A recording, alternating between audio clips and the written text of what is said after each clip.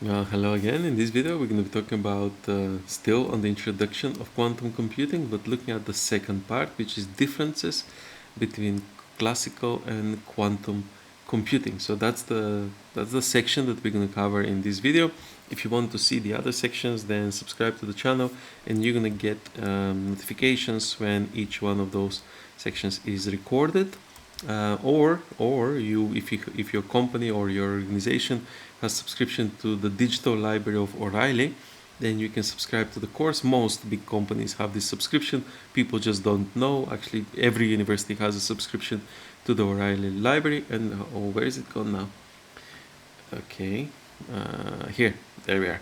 So that's gonna happen on 2nd of September. You can watch it then. There's other courses that would happen at different stages. So this one would happen on the 15th of September, and that's on the AI attack surface. So I'm going to be talking about the top 10 most critical threats to AI and cybersecurity. And there's another course.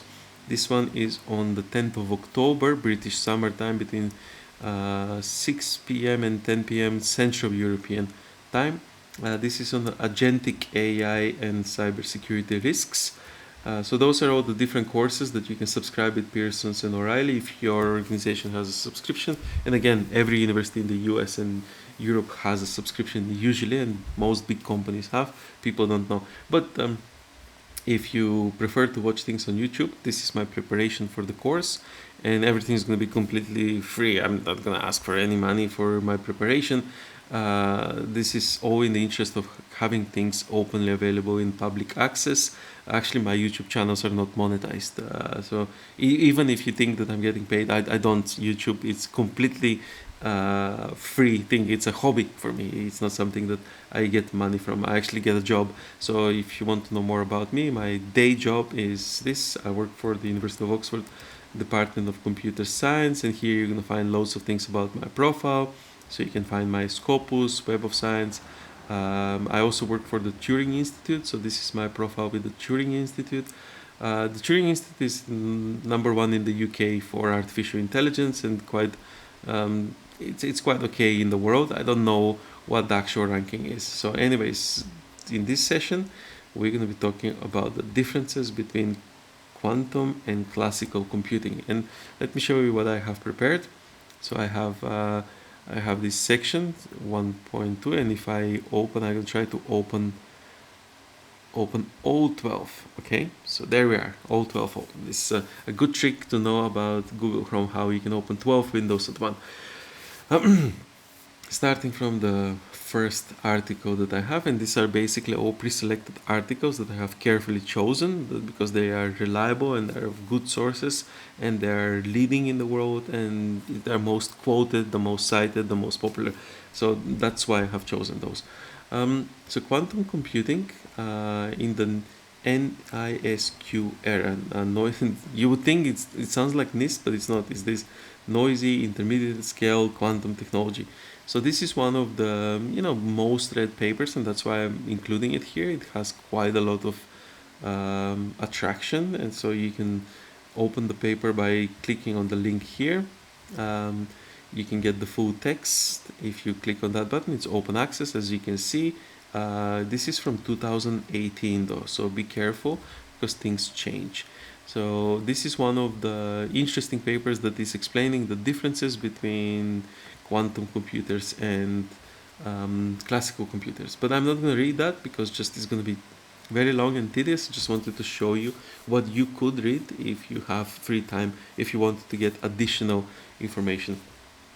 So here we have another very popular article on the physical implementation of quantum computation. So, and with this one, you can get it. You can click the PDF over there. And for this one, as you can see, it's not in open access because if I connect there, if I click that, in my university would provide the subscription for me so I can read it. But if you want to get the full access, you have to pay £48, which is not ideal, that is why let's try if we can find this as a preprint. And this is the trick that we're doing now. And boom, here is how you save £48. So there's a physical implementation of quantum computing, the same author from IBM, and you can open this article and read it in, completely for free. This is the article. Now, if we go back a few steps, here you see it's asking £42 and just showing you the tricks of how you can get most of the information for free. You can see that the article is the title and the author is here. So that is the same title and this is the same author. And in the previous video, I explained why this is happening. This is not the author that is tries to make a lot of money. I showed you with demonstration with Google Scholar, no, Google Scholar. Hold on, just give me 1 second. I want to demonstrate this. So you see, all of those articles are free. When you click on the link up there, it would open the article. So I'm just going to pick this one, I'm going to open, and now it should open the article and you would be able to read it, because my university has a subscription that they actually pay £3,000 or as much as they need to pay. You can see the article is open, you can read it here. And if you want to download it, you can download the article, download as a PDF. You can download it in various different formats. Why is this article charging you £42? Because the university or the employer of this author, David Vindanzo, probably didn't have a subscription with that specific journal.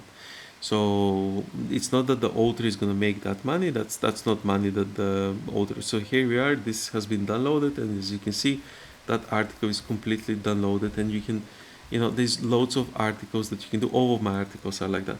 But in this case, the author university didn't have subscription. You don't have to pay. There you are. I showed you a quick trick how you can get that paper for free. So this person works for IBM, and this is a very long and technical paper. As you can see from the slides over here, there's nothing really, there's no figures, there's no diagrams, there's nothing, but it's one of the most popular papers in the world. Many people actually do spend money to buy subscription just to read it, and you don't have to do that. It doesn't mean, I'm not saying don't buy subscription but if you don't have the money, you can still read it. Like, it's the same paper. This is a preprint. The only difference is it does not have the formatting of the journal, but this version is the one that was accepted by the journal after peer review, after editorial review, everything. So just the graphics of the logo is not there. So there you go. You know how to get it for free. If you want to read the paper, this would be a very valid paper. It's from November 2024, which means it's fairly recent. It's from IBM, and it's one of the leading papers in the world that everybody is reading. So this is a second one. For this paper, I'm already showing you the preprint. I didn't take you through the journal just because it's just going to be, it's going to get very long, and you know how to do that already. So this is a preprint here, and you can read this other paper as well. This is another leading paper in quantum computing. Most of the quantum computing papers are not that easy to digest. That is why I'm recording this video, when I'm actually going to show you how those things operate without the sigmas and the gammas. But if you want to read it, you don't have to pay for this either. It's publicly available, and you just type that name in Google, preprint will open it up for you, or archive or somewhere. This is another one, another very interesting paper. Again, the same trick applies. This is a preprint version of the original paper. If you were paying money now, and if you paid £45 subscription for each one of those, you're already minus £120 per month subscription, just only for 3 different. So here you know how to get these papers for free. Actually, education shouldn't really cost that much, but as you can see, this is another very highly technical paper. Good luck to you figuring what that is. You need to be a mathematician, and if you're a mathematician, these things, they make sense to you. So you see them and everything is very clear. For example, PhD in mathematics, it's very short comparing to PhD in humanities. PhD in engineering, which my PhD is in engineering, it's also very short, 40,000 words, as opposed to humanities, which is 80,000 words, sometimes 120,000 words, depending on the university. So because we use these formulas, that's why it's shorter. So in this one formula, it's everything is clear, but you need to know how to read it. If you don't know how to read it, it's not for you. Um, this is another interesting paper, decoherence and quantum origins of the classical. So now let's see if we can open this paper. Um, Hopefully this is going to work, since I have listed it like this. Probably I have checked it, and this should open. Oh no, you have to log in with the institution. So I guess this was another example that I was using just to show you how you could get it. Let's see, block vectors for credits. Okay, so hold on, let me go back. So this is an interesting paper, but you need to do the trick that you look for the preprint. Otherwise, it's going to ask you for a subscription. But this is another one of the top 10 or top 20 papers on quantum computing. So this is block vectors. It's an archive. As you can see here, that's the original paper. So if you click on that one, you would be able to open the block vectors. And actually, I have it open here. So this is the block vectors if you want to have the original paper, but as you can see, you have to pay the subscription. But on archive, you can see it for free. So we're just going to open this for free, and this is it. If you want to read it, it's another paper. Very technical, very cryptographers are a different breed. So this is another paper of how that you can read. Let me close that. That's closed. Here we have one of the theory of quantum information. This is from the University of Waterloo. This is, if you're doing a course in the university, this should be, it's always going to be, unless your teacher is not very good, this is going to be one of the compulsory readings. It's published by the Cambridge University Press. It's going to be this. I have the open access full version of this document, which is, hold on, let me see how many pages this is going to be. Oh, I can't. This is a very, very, very long document. So let me scroll all the way to the end. This is going to be 500, and this is 590 pages. 590 pages of pure formulas. So let's just look at one page. You have 590 pages of this. And quite often I say that nobody really understands quantum mechanics and quantum computing, and people just take it with a, like, oh, but it's not true. 590 pages, of this. So you need a long time to understand it, and this is just one of the compulsory readings. It's going to be I showed you a lot more readings, so I can't even scroll quickly enough. But if you wanted to read something, and if you're determined to know the very technical aspects of quantum mechanics, the Theory of Quantum Information by John Walters from the University of Waterloo, this is one of the key readings in this topic. Okay, so what did I do? Okay, close that. Another very interesting read, which is, again, you have to get the ebook if you want to read the Quantum Computing Progress and Prospects from 2019. You can read the full description here. Before you engage into buying this kind of technical books that they are full of formulas, just ask yourself, are you going to be able to understand it, or is it just going to sit there and collect dust on your shelf? Because I can tell you that I struggle to understand this book, and I work in cybersecurity for 20 years. But I don't work in quantum, you see, that's the difference. Quantum is physics. So this is another of those Bibles that you need to read. I strongly suggest that you go to a library and you open it first before you buy it. So that's and here we have a standard for quantum technology definitions. This is from IEEE standard associations, and this is the working groups on standards development. So this is a standard on quantum technologies, and how do we define them?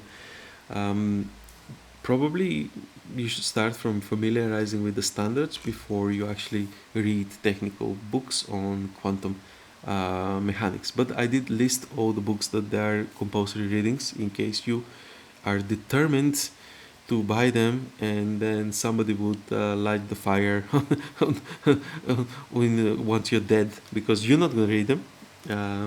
If you don't have a degree in that subject, you won't be able to understand it. So anyways, we have another standard here from ITU. You have the PDF over there that you can download. The standards are usually for free. You just read the standard. And this is just an overview of the network supporting quantum key distribution. So I'm glad this. So the first video that I recorded was long. The second video that I recorded on the basics on quantum mechanics was very long as well, and that's why I'm trying to reduce my time, because when I present this course or with Pearsons and O'Reilly, those people I have only 15 minutes to cover all of these topics. So why am I clicking that? 15 minutes to cover all of those topics. You see how many topics? And it's not easy to cover so many topics in 15 minutes. So that's why I'm preparing here. But I did manage to cover this topic much, much quicker than what I did with that one yesterday. So let's look at the next one, overview of AI, or maybe not. Maybe I'll stop the video here, record the second video like that, and put it in a playlist, because if it's too long, people just won't watch it. Again, if you have subscription, if your university, if your organization has subscription in Pearson and O'Reilly, just go there, type my name in the search engine here, and you will find loads of the courses that I'm doing, depending on when you watch this video. If you watch it at a future date, then clearly there's going to be a completely different set of courses. And many people have full access to this, and they don't really realize that they have free subscription to these courses. So they pay hundreds of thousands of pounds to go to university, and most of the university senior academics, they actually teach with Pearsons and O'Reilly. And if you have free subscription, why not watch that for free? But in case you don't, and subscribe to the YouTube channel, and you're gonna keep getting these notifications. You're gonna get the videos in more less refined format. So if you sign up and if you watch that, on 2nd of September, that's going to be very polished, very quick, very professional. I'm going to shave. But if you watch the YouTube video, it's just me in my room doing the recordings for people who don't have subscription with Pearson O'Reilly to watch it, and also to make it as an advertisement, because some people do have Pearson's and O'Reilly subscription, but they don't realize, and then they go to their digital library subscription, and they realize that they have this subscription, and then opens up a whole new world for them. See you in the next one.